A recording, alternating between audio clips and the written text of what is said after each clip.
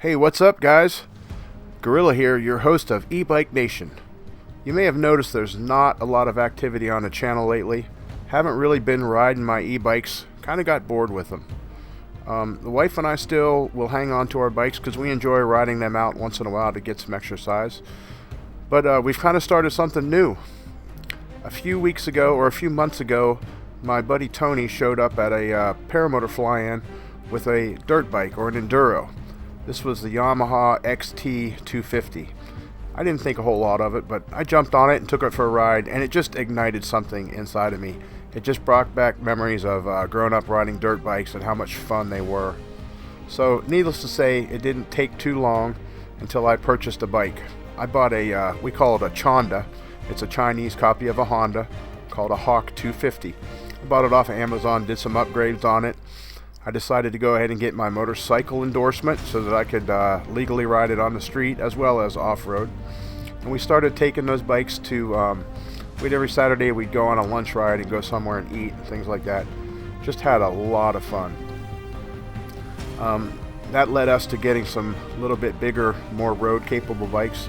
We ended up with Kawasaki KLR 650s. My buddy Tony and I each have one. They're 2008, 2009. They got some miles on them, but these things are just tanks. They allow us to ride on the roads and be able to keep up with traffic. We recently took these bikes up to Tennessee and did a little bit of road riding. Had a lot of fun.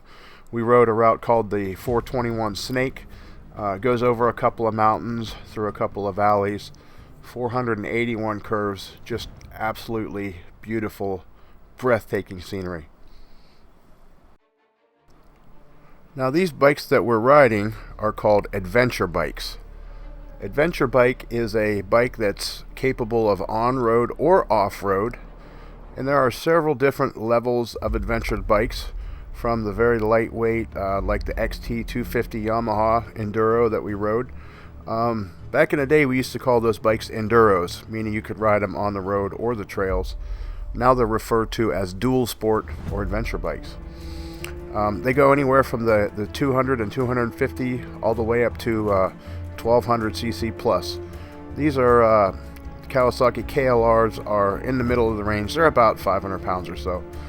And that also gives us the ability to load up saddlebags and luggage carriers and take everything that we need to camp or stay along the way. I don't ride my bike as an everyday commuter. I don't like the traffic in the city. We take these adventure rides, and usually we're out in rural areas in the country or off-road. That brings us to this. We took our trip to Tennessee and we rode an area called the Doe Mountain Preserve. You travel on dirt trails all the way up to the top of a mountain ridge, travel several miles down that mountain ridge and then back down the mountain. Now the GoPro doesn't show the elevation or how rocky the trail really was, but it was a tough ride. Tony and Denny and I did the ride that day. It was an awesome time, awesome experience. Doe Mountain was absolutely incredible. We all learned a lot from that experience. One of the things that we all have in common is we are really happy when we're on our bikes, on the trail, and have somewhere to go. It's just an amazing adventure. You never know what lies ahead around the next turn or over the next hill. So for those of you that don't know me, in the real world, I'm a paramotor instructor. I run a paramotor school. I teach people how to fly paramotors. Those are ultralight aircraft, basically, where you wear an engine with a propeller on your back. You use a parachute type wing to fly into the sky. That's a great adventure too, but we'll talk more about that on the other channel. Anyway, a year or so ago, I had a student by the name of Dan, and he was telling me about a trip that he took where he rode a motorcycle all the way across the country on a trail called the TAT, or Trans-America Trail. This trail traverses the country from Cape Hatteras, North Carolina, right on the Atlantic coast, all the way up to Oregon on the Pacific coast. And it's almost all off-road or dirt road trails. It was amazing to me. I couldn't believe that was possible, but of course he wasn't lying. It's the truth. We looked into that a little bit and talked about it and decided that that was something that we may be interested in doing, Tony and I. We've also got another guy that flies with us and helps me out at the paramotor school, Dave Curry. We call him Super Dave. He's a retired Special Forces guy. He's also a field medic, so he decided to come along. He bought a brand new KLR, and we're in the process of getting it broken in now. He'll be a great asset to have along with us there because of his medical training, and he's a super mechanical guy, knows how to fix just about anything. So we're excited to have him along. So the southeastern part of the trail doesn't seem too difficult. While we do cross over the Appalachian Mountains, down along Mississippi, Oklahoma, Arkansas, through the flat states, all the way out to Colorado, where we actually have to cross the Rocky Mountains. There are a few difficult passes there. The one that stands out most is Black Bear Pass. We travel from some 12 or 13,000 feet down a mountain pass into Telluride, Colorado.